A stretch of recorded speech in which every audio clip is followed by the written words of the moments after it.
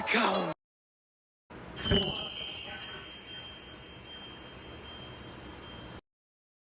Welcome to the Omniverse of Nick and part 3 to What If Ironhide Was in Transformers Prime.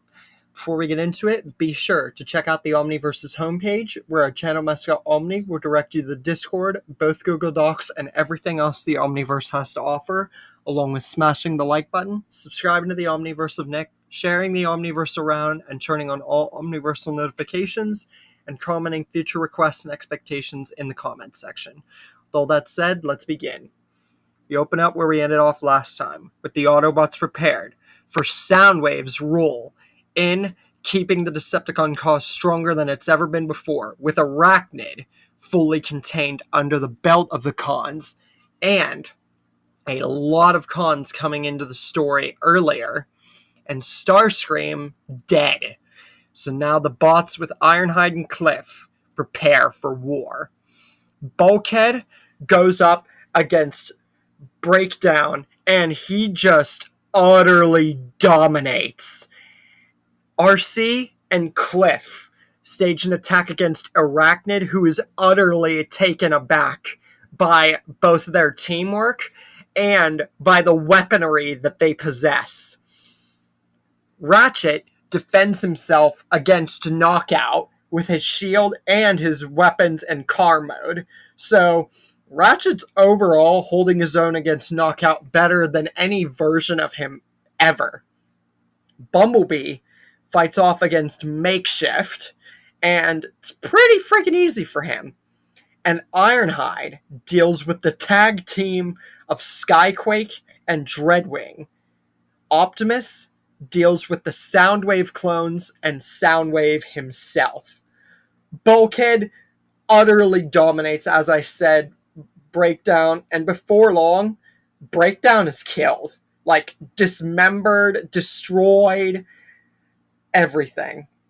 Arachnid knows how outmatched the Decepticons as well as herself is, so she decides to do something that not only no version of her has ever done, but that she's never done before. She puts all of her energon, all of her webs, and all of her energy into formulating a web tornado. She doesn't care about sides at this point. She uses this web tornado and webs everybody. The Viacons, the ship, the Autobots, everybody. But she knows before long they'll get out of it. And whenever she does this, it actually uses up all her energy. So, as much as she would love to finish them, she can't. And she says,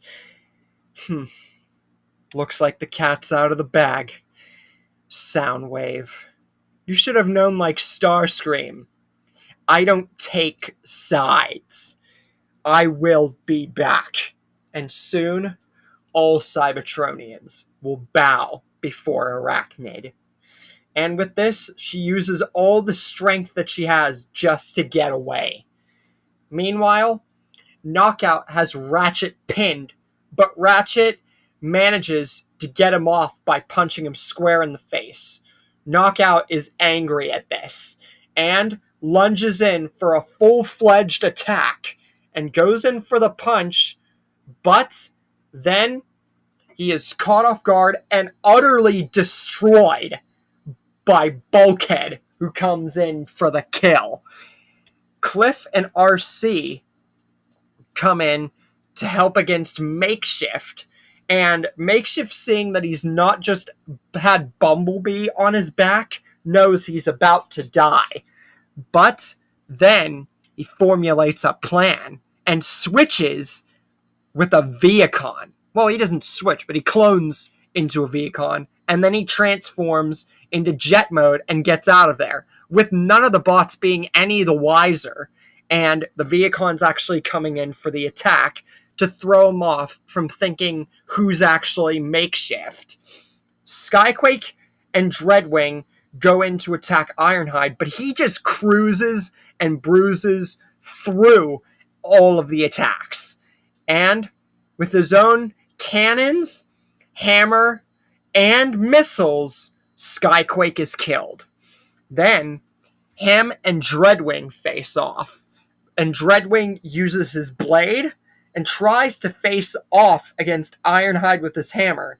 Then he uses his blaster and his own set of missiles, but he sees he is no match for him. And Ironhide is the weapon specialist and Optimus's biggest heavy hitter for a reason. And before long, Ironhide gets the advantage over Dreadwing and kills him, leading to the very fact that teaming up against Ironhide, especially in this story, means absolutely nothing. Then Optimus faces Soundwave and his clones, and Optimus uses every single thing at his disposal. He uses his minigun, his big axe, his swords, his blasters, his vehicle mode, his being a prime itself. And he does manage to kill Soundwave's clones and injure Soundwave to the ground. But then Soundwave tries to use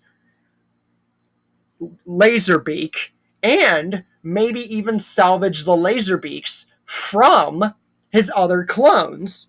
But Ironhide, Bumblebee, Bulkhead, Cliff, and RC, along with Ratchet, ensure that that's not going to happen. So, Optimus and Soundwave are left duking it out all by themselves. And Soundwave's face begins to contort and crack and shred until it completely rips off to reveal a face. Just like the Cliff story, Soundwave's face. And with this, he knows he could still try to take on Optimus, but with no other Decepticons, what's the point? So, transforms into jet mode, and from Viacons on the Nemesis and the Nemesis flying away, they go through a ground bridge and escape. The Autobots go back to base, and all realize they've basically won again. And Optimus and Ratchet talk about everything that's been going on. And they have no one else to thank but Ironhide. And Ironhide says, "You don't have to thank me, old friend. When they show up again, we'll be ready for them. This was their best shot." Surprised that without Starscream, Soundwave was able to conjure this up. Optimus says, while yes, it's true, once again they have proven themselves beyond recognizable as far too big a threat for the Decepticons to ever combat. They still did hold a great advantage against them, and it actually threw them just a teeny little bit aback. And let's not forget, Arachnid is out there. So we must still remain vigilant, but we hold the advantage throughout all of this. Meanwhile, at the Nemesis, the Viacons are the only ones that Soundwave basically has left. One of them reveals himself to be Makeshift, who survived. Soundwave is very surprised at this, and sees he at least has one viable servant on his side for resurrecting Megatron. He repairs his face, and through voice telecommunication, he tells the Decepticons the battle is not over. Reviving Megatron will tip the scales back in their favor, once and for all. Meanwhile, Arachnid is out on her own. She's losing the last teensy little bits of energon and reserve that she has left after that web tornado. She knows that if she doesn't find something soon, she'll die. But she does find something. She finds the Insecticon hive. But she knows she's about to die. She collapses to the ground. And she pours all of her intel to the Insecticons. And she says, "You will rise, my armada. Destroy all Cybertronians. And remember, for the legacy of Arachnid." And She collapses and powers down. And Hardshell awakens with every single Insecticon. Hardshell looks at his fallen master, and he says to his Insecticon hive, "For the legacy of Arachnid, we destroy all life, be they Decepticon or Autobot."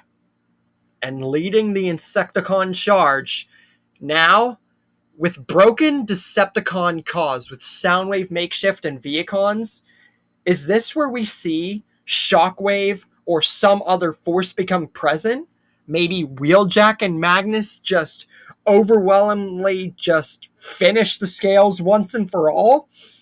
And how will this hard shell and entire Insecticon hive turn into the play of this seemingly overwhelming advantage for the Autobots? Will Megatron ever be resurrected? What about events to come like Unicron or Wheeljack or Silas? And is this true advantage the closing point for these last two parts of the story? Or is it the tipping for an even darker presence and events to come, leading towards the end for Ironhide's Transformers Prime story? Now get out! What? Get out! Everybody get out!